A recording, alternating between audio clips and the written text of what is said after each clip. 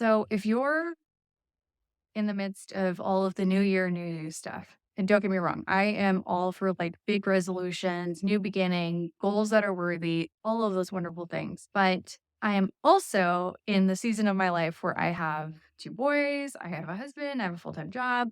And so I'm just in this place where it's like big seems overwhelming. And I feel like my Instagram feed is just inundated with the classic new year, new you, right? But I actually had to do a hard stop on a post that this woman shared recently. And her words, she said, I watered what watered me. And I thought that was the perfect reminder that small can actually be big, right? So the small changes that we can make can be really impactful. And some of her highlights of what made her year easier, and we'll go into what her highlights were just exactly what I needed to hear. So if you're in the same boat that I am, which is, hey, I am not interested in doing big, audacious things right now, but I do want to make positive changes in the year ahead, then keep watching because we're going to go through all that. So to jump right in, you want to know what her changes were? And I feel like these are all extremely relatable. So she was really terrible at charging her phone. And so she bought a number of chargers and put them around her house and office and all of the normal places. So she always had a charger available. She quit the gym and decided to walk daily, regardless of the weather. So she was getting outside. She bought a pill organizer and she put her vitamins and her medications in there so she wasn't ever guessing if she had taken her medications and supplements. She invested in a number of other things and she outright quit some other thing. Anyways, you get the gist. But she did all of these things because they were actually going to make an impact in her life. And that is exactly how I feel right now. So for me, I was like, you know what? This is a great opportunity to really address my pain points. So here's what I'm going to have you do while you're watching this video or when you get a chance and have some free time to kind of clear your head and think about this. But what are your regular pain points? So I created a list of just some of my top ones off the top of my head. And I also queried my husband because, I'm in a partnership. So there's usually an opportunity for both of us to kind of be working on some of these things. The number one thing that I actually am truly annoyed by is my husband's pajamas that when he gets up and gets dressed, he just like chucks them next to our bed. But the problem is that when you walk in our door to our bedroom, the first thing you see is this pile on the floor next to our bed. So I decided that I'm going to get, a nice looking basket, not a see through one because I don't want to be looking at it, but a nice looking basket that's just going to slide underneath our bed. And I've asked him to put his pajamas there. And for whatever reason, he's just not the guy that sticks them underneath the pillow. Anywho, now I no longer have to look at it. So that's honestly been one pain point for me that I'm like, this has irritated me for over a year.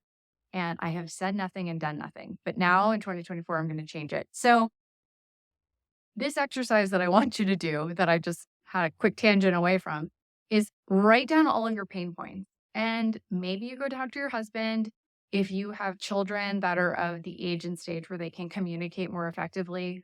I have toddler and under, so that's not really a thing right now. But maybe you can address some of these pain points that your partner, or other family members that you're sharing your space with. And you can all work on finding solutions. And for me, when I think about solutions, because that can also get overwhelming because you're like, oh God, there's so many steps to get to the point that I want to get to. I will pose this question. If it was the easiest, simplest, like most deliciously smooth way to get what you want, try that first.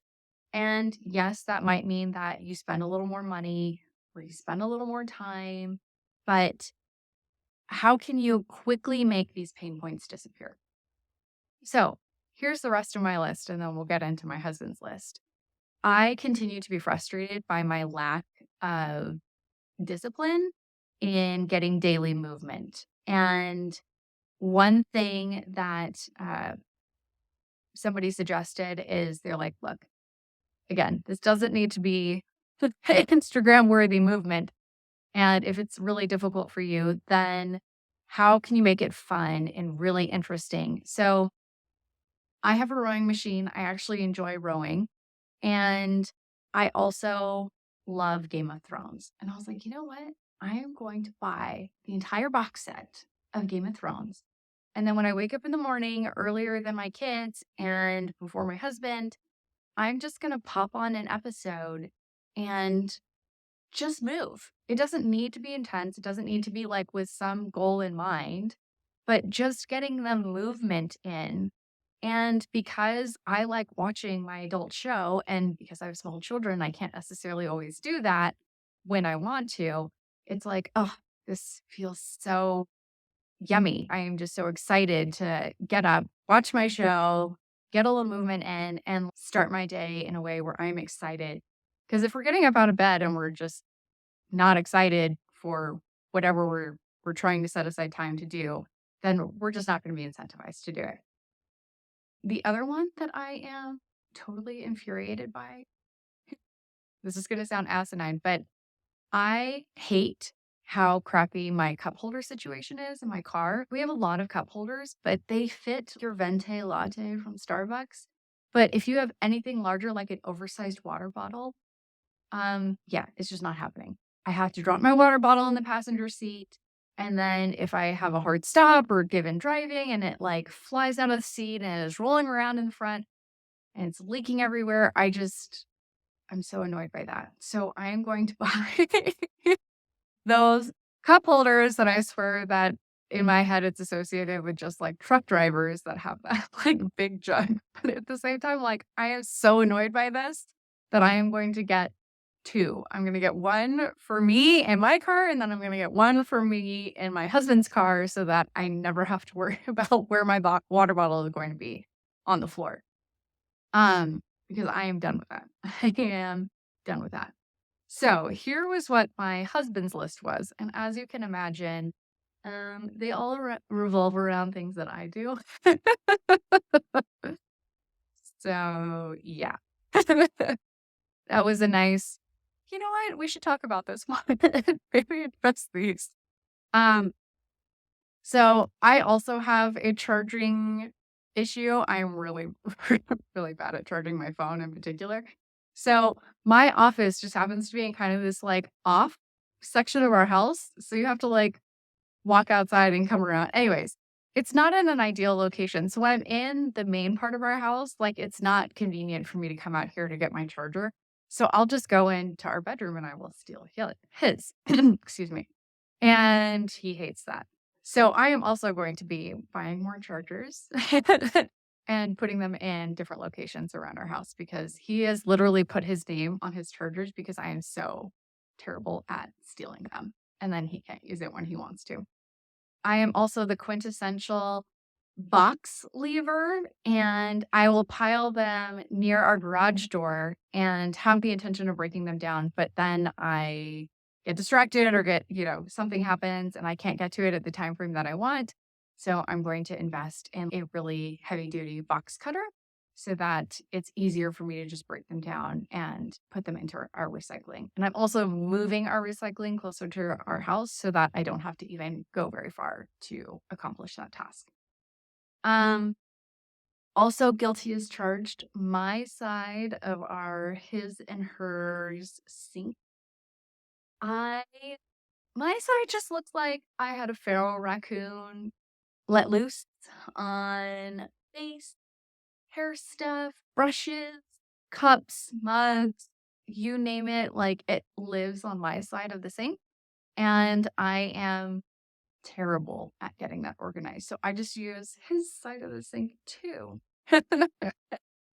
And he hates that. So we have come up with the solution of we're going to invest in some under the sink, like pull out drawers, because ours is just like one empty big box, as well as some organization. Which that actually reminds me, another pet peeve is our medicine cabinet is like this narrow, deep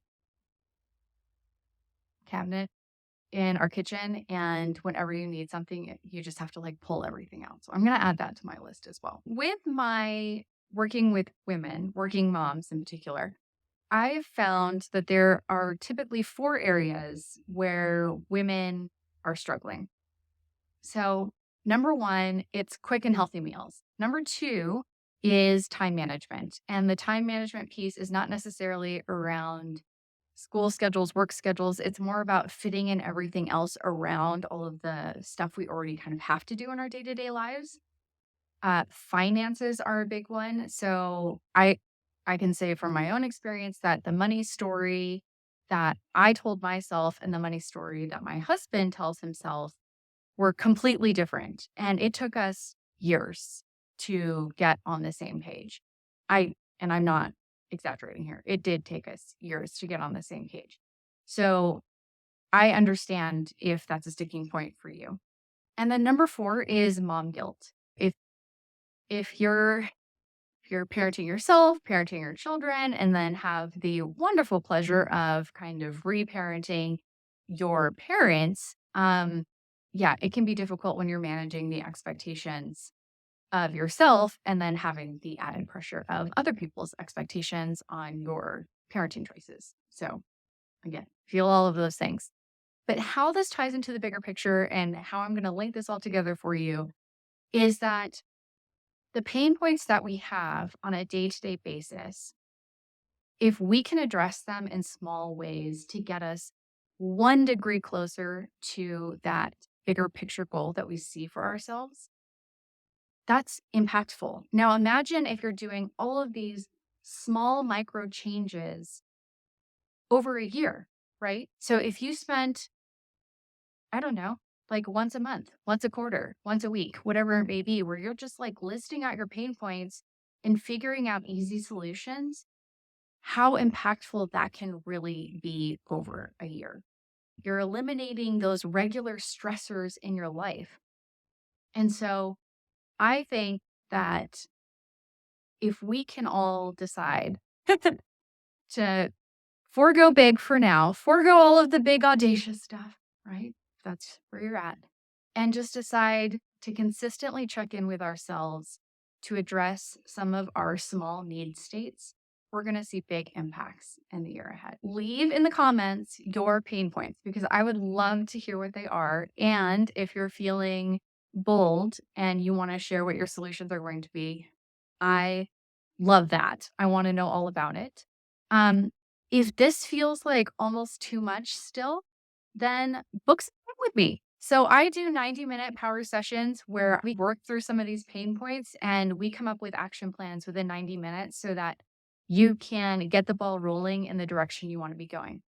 And if you want to make it even easier, go ahead and put in the comments, that's me. And I will even drop in my calendar link so that you can pick a little time slot. But I look forward to hearing about your 2024 goals, small, bigger, and different. And I will see you next time. Bye, Mama.